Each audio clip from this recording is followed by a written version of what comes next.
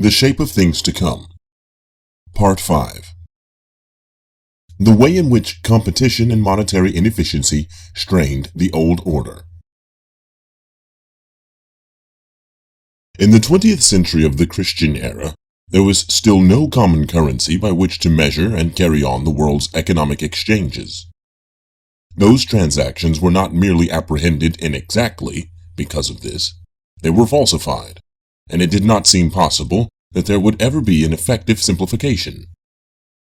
It is true that during what is known as the first period of general prosperity, from 1850, Christian era, until 1914, there was a kind of working world system of currency and credit, centering upon the city of London, and based on the gold pound. But this was a purely accidental growth, made workable by successive gold discoveries, which prevented too disastrous a fall in prices as productive efficiency increased, and by the circumstances that gave the insular English a lead in the development of steam transport on land and sea, and real incentives towards a practical propaganda of world free trade. That first gleam of cosmopolitan sunlight waned as it had waxed, without any contemporary apprehension of the real forces at work, much less any attempt to seize upon them and organize them in permanence. The financial ascendancy and initiative of the City of London crumbled away after the war, and nothing appeared to take its place. In any case, this quasi-cosmopolitan system, based on the gold sovereign, and owing its modicum of success to continual increments in the available gold, would have wilted as the world's gold supplies gave out. But the strangulation of the world's industry after the war was greatly accelerated by the gold hoarding of the Americans and French. And during all that phase of opportunity, there was no substantial effort to take hold of the land, sea, and natural resources of the planet and bring them from a state of fragmentary, chaotic, and wasteful exploitation into a general scheme. There remained 60-odd sovereign governments, each claiming a supreme control of all the natural wealth of the areas within its frontiers. And under these governments, under conditions that varied with each, there were private corporations and individuals with a right to deal more or less freely with the fragment upon which they had established a grip. Everywhere, the guiding principle in the exploitation of the minerals, sunshine, and power resources of the globe was the profit of single or associated private individuals, and the patchwork governments of the time interfered in the profit scramble only in favor of their nationals against their foreign rivals. Yet, for nearly 100 years, because of the fortunate influx of gold and inventions, this profit-seeking system, linked to the metallic monetary system, sufficed to sustain a very great expansion and enlargement of human life, and it was hard to convince the mass of men, and still harder to convince the prosperous manufacturers, traders, miners, cultivators, and financiers who dominated public affairs, that this was not a permanent system, and that the world already needed very essential modifications of its economic methods. A considerable measure of breakdown, a phase of display, fear and distress, was necessary before they could be disillusioned. The 19th century had for its watchwords individual enterprise and free competition. But the natural end of all competition is the triumph of one competitor. It was in America that the phenomena of big business first appeared and demonstrated the force of this truism. At a score of points, triumphant organizations capable of crushing out new competitors and crippling and restraining new initiatives that threatened their predominance appeared. In Europe, there was little governmental resistance to industrial alliances and concentrations in restraint of competition, and they speedily developed upon a scale that transcended political frontiers. But in the United States of America, there was a genuine effort to prevent enterprises developing on a monopolistic scale. The conspicuous leader of this preventative effort was the first President Roosevelt, 1858 to 1919, and its chief fruit, the Sherman Antitrust Act, 1890, which proved a rich mine for lawyers in the subsequent decades.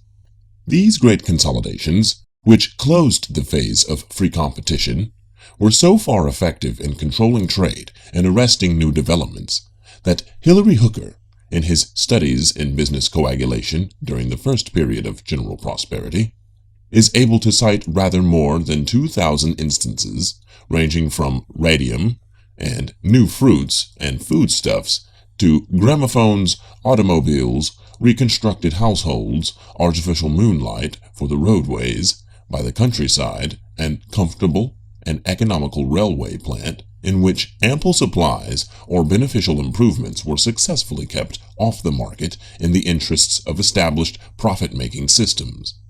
After 1900 Christian era, again there was a worldwide cessation of daily newspaper initiatives, and a consequent systole of free speech.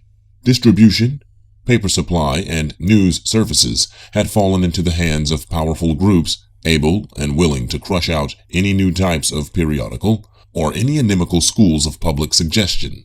They set about stereotyping the public mind. These same profit-making systems in possession also played a large part in arresting competition from countries in which they were less completely in control, by subsidized political action for the maintenance of protective tariffs.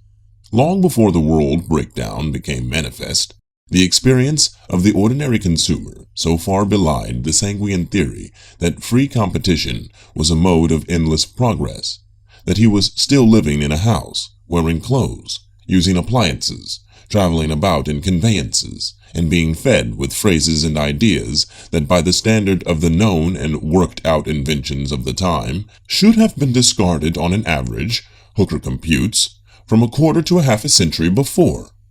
There was labor unemployed, and abundant material available to remedy all of this, but its utilization was held up by the rent-exacting and profit-earning systems already in possession. This lag in modernization added greatly to the effects of increased productive efficiency in the disengagement of those vast masses of destitute, unemployed, and unemploying people which began to appear almost everywhere, like the morbid secretion of a diseased body, as the 20th century passed on into its third decade. The shape of things to come. Part 6. The paradox of overproduction and its relation to war. This so-called paradox of overproduction, which figures so largely in the loose discussions of the post-war period, was in its essence a very simple affair indeed. Just as the inevitable end of a process of free competition was a consolidation of successful competitors and an arrest of enterprise, so the inevitable end of a search for profit in production was a steady reduction of costs through increased efficiency. That is to say, a steady decrease of the ratio of employment to output. Equally inevitable was it that these necessary contractions of enterprise and employment should lead to an increase in the proportion of unemployable people. Geographical expansion and a rising standard of life among both the employed and possessing classes, together with the stimulating effect of a steady influx of gold, masked and tempered for half a century this squeezing out of an increasing fraction of the species from its general economic life. There were nevertheless fluctuations, cycles of trade as they were called, when the clogging machinery threatened to stall and was then relieved and went on again. But by the opening of the 20th century, the fact that the method of running human affairs as an open competition for profit was in its nature a terminating method, was forcing itself upon the attention of even those who profited most by it and had the most excuse for disregarding it, and who, as a class, knew nothing of the Marxian analysis. We know that the primary task of world administration is to arrest this squeezing out of human beings from active economic life by the continual extension of new collective enterprises. But such ideas had still to be broached at that time. The common folk, wiser in their instincts than the political economists in their intellectualism, were disposed to approve of waste and extravagance because money was circulated and workers found employment, and the reader will not be able to understand the worldwide tolerance of growing armaments and war preparations during this period unless he realizes the immediate need inherent in the system for unremunerative public expenditure. Somewhere the energy economized had to come out. The world of private finance would not tolerate great rehousing, great educational and socially constructive enterprises on the part of the relatively feeble governments of the time. All that had to be reserved for the profit accumulator. And so the ever-increasing productivity of the race found its vent in its ancient traditions of warfare, which admitted the withdrawal of a large portion of the male population from employment for a year or so and secreted that vast accumulation of forts, battleships, guns, submarines, explosives, barracks, and the like, which still amaze us. Without this cancer growth of armies and navies, the paradox of overproduction, latent in competitive private enterprise, would probably have revealed itself in an overwhelming mass of unemployment before even the end of the 19th century. A social revolution might have occurred then. Militarism, however, alleviated these revolutionary stresses by providing vast profit-yielding channels of waste, and it also strengthened the forces of social repression. The means of destruction accumulated on a scale that well nigh kept pace with the increase in the potential wealth of mankind. The progressive enslavement of the race to military tyranny was an inseparable aspect, therefore, of free competition for profits. The latter system conditioned and produced the former. It needed the former so as to have ballast to throw out to destruction and death whenever it began to sink. The militarist phase of the early 20th century and the paradox of overproduction are correlated facets of the same reality, the reality of the planeless hypertrophy of the social body.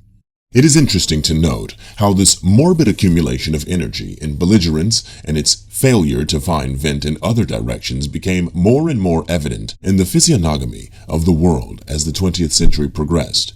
The gatherings of mankind became blotched with uniforms. Those admirable albums of colored pictures, historical scenes in 100 volumes, which are now placed in all our schools and show places and supplied freely to any home in which there are children, display very interestingly the advent, predominance, and disappearance of military preoccupations in the everyday life of our ancestors. These pictures are all either reproductions of actual paintings, engravings, or photographs, or, in the case of the earlier volumes, they are elaborate reconditionings to the more realistic methods of our time of such illustrations as were available. Military operations have always attracted the picture maker at all times, and there are plentiful pictures of battles from every age, from the little cricket field battle of the Middle Ages to the 100-mile fights of the last Great War. But our interest here is not with battles, but with the general phases of social life. Even in the war-torn 17th century, the general stream of life went on without any manifest soldiering. War was a special occupation. While the battles of the English Civil War, which set up the First English Republic, 1649 to 1660, were in progress, we have evidence that hunting and hawking parties were busy almost within sound of the guns. The novels of Jane Austen, England, 1775 to 1817, pursue their even way without the faintest echo of the land and sea campaigns in progress. Goethe in Weimar, the German literary great man during the great man period of literary thought in Europe, 1749 to 1832, could not be bothered by requests for supplies of wood and food for the German troops before the Battle of Jena, and was very pleased to meet his enemy alien, Napoleon, socially during that campaign. We rarely see the monarchs of the 18th century depicted in military guise. The fashion was for robes and majesty rather than the spurs and feathers of the Bantam warrior king. It was the unprecedented vehemence of the Napoleonic adventure that splashed the social life of Europe with uniforms, infected feminine fashions, and even set plump princess colonels, frogged with gold lace and clutching bare sabers, joggingly unsteadily at the heads of regiments. There was a brief return towards civilian attire with the accession of the domesticated monarchs, Louis Philippe in France, and Victoria in Great Britain, they marked a transient reaction from Napoleonic fashions. But from the middle of the 19th century onward, the prestige of the soldier resumed its advance, and the military uniform became increasingly pervasive. Flags became more abundant in the towns, and flag days dotted the calendar. There was never a crowd pictured in Europe after 1870 without a soldier or so. The Great War greatly intensified the military element in the street population, not only in Europe but America. Various corps of feminine auxiliaries were enrolled during that time and paraded the world thereafter in appetizing soldiery outfits. In the United States, except at Washington, or when there was a parade of Civil War veterans, a soldier in uniform had been hitherto the rarest of birds. He would have felt strange and uncomfortable. He would have offended the susceptibilities of a consciously liberated people. The Great War changed all that. When Germany was disarmed after the war, a Nazi movement and a Reichsbürger movement supplied the needed color until a German's freedom to get into properly recognized livery was restored. The pattern of half-military, half-civilian organizations in uniform had already been spread about the world between the South African War, 1899 to 1901, and the Great War, by the Boy Scout movement. Of the Nazi movement, the Italian Fascisti, and the Polish Brotherhood, at least, there will be more to tell later. The black and brown shirts may be cited here as instances of the visible breaking down of the boundaries between military and civil life that went on during and after the World War. Hitherto, war had been a marginal business, fought upon fronts, and the ordinary citizen had lived in comparative security behind the front. But the booming, gas-diffusing aeroplane, and later the long-range air torpedo, changed all that. The extended use of propaganda as a weapon and the increasing danger of social mutiny under war stress had also its share in making the entire surface of a belligerent country a war area and abolishing any vestiges of civil liberty, first during actual warfare and then in view of warfare. The desirability of getting everyone under orders, under oath, and subject to prompt disciplinary measures became more and more manifest to governments. So within a century, the appearance of the human crowd changed over from a varied assembly of uncoordinated, free individuals to a medley of uniforms. Everybody's dress, at last, indicated function, obligation, and preparedness. The militarization of the European multitude reached a maximum during the Polish Wars. About 1942, gas masks, either actually worn or hanging from the neck, were common for a time. And so, too, were the small sheathed knives which were to be used in disposing of fallen aviators who might still be alive. Patella metal hats and metal epaulettes to protect the head and body against a rain of poisoned needles also appeared. Some civilians became far more formidable looking than any soldiers. The military authorities of those days were much perplexed by the problem of giving the general population protective apparatus and light weapons that would be effective against the military enemy, and yet useless for the purposes of insurrection. For in spite of the most strenuous suppression of agitation in those troubled decades, the possible revolt of humanity against warfare, the possibility of complete loss of morale, however illogical and incoherent, was felt by the professional soldiers as an increasing menace. Along the streets of most of the Old World cities, there presently appeared the characteristic yellow, or in France, blue, and in America, red and white striped, air-raid pillars, with their glass faces, only to be broken into and used after an official alarm, which contained respirators and first aid sets for possible gas victims. It is also to the same period we have to ascribe the multiplication of vivid and abundant direction signs at every street corner, set so as to throw a minimum of light upward and pointing the way to gas chambers and hospitals. It was a gas-minded world in the 40s. The practical suppression of other vivid and illuminated street signs was a natural corollary to this preoccupation. In the first half of the 20th century, the cities blazed with advertisement. It was the period of maximum advertisement. The pictures of the Great White Way of New York, Piccadilly Circus, the Grand Boulevard of Paris, and so forth, with their polychromatic visual clamor, still strike us as distractingly picturesque. There was much floodlighting after 1928. Then, progressively, the lights were turned down again, and that visual clamor died away. As the air threat returned, lights out became the last imperative, except for the vivid furtive indications of refuge and first aid we have just mentioned. Warfare spread very rapidly after 1930. Darkness recaptured the nocturnal town. Nightlife became stealthy and obscure, with an increasing taint of criminality. All civil hospitals and all private doctors had disappeared from the world by 1945, and the health services were only legally demilitarized again after 2010. The amalgamation of the military and civil hospital and medical services began in France as early as 1933. By 1945, every doctor of the old world was, in theory at least, on a quasi-military footing. He wore a distinctive uniform, was subject to stringent discipline, and his premises, as well as the hospitals, bore the characteristic black and yellow checkerwork. All nurses were similarly enrolled. Finally, the general public was enrolled for health treatment as common patients under oath. By 1948, in such towns as had sufficiently survived the general social demoralization to enforce such regulations, it was impossible to take a chill or break an ankle without at once falling into the category of patient and being numbered, put into a black and yellow uniform, and marched or carried off for treatment. Theoretically, this system of treatment was universal. In practice, neither the uniforms nor the doctors were available.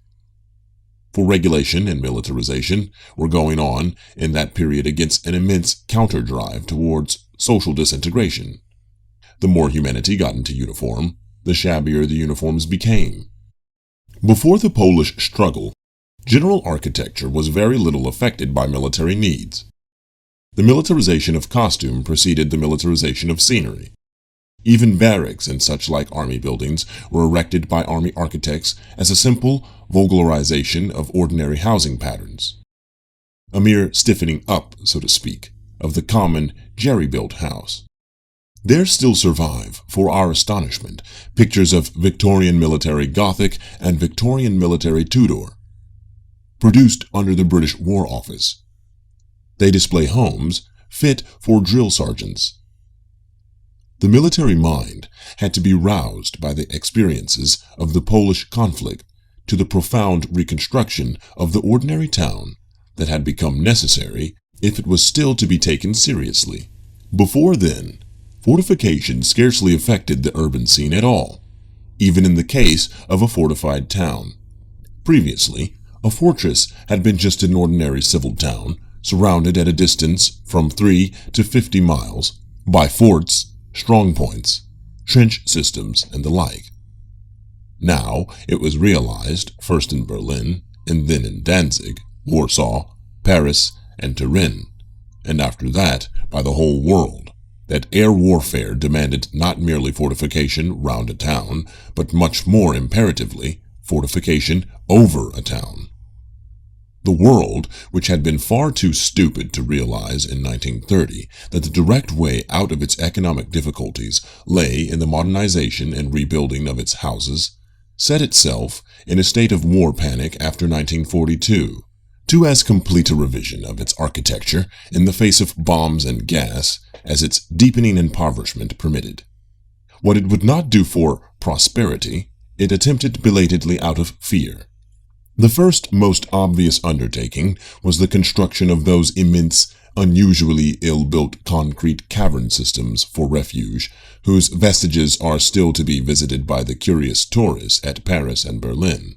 The London ones have all fallen in, the collapse beginning after the great landslip and fire. And close upon this came the cessation of tall building and the concentration of design upon the vast, and often dangerous, carapace roof, and its gigantic supporting pillars and foundation rafts.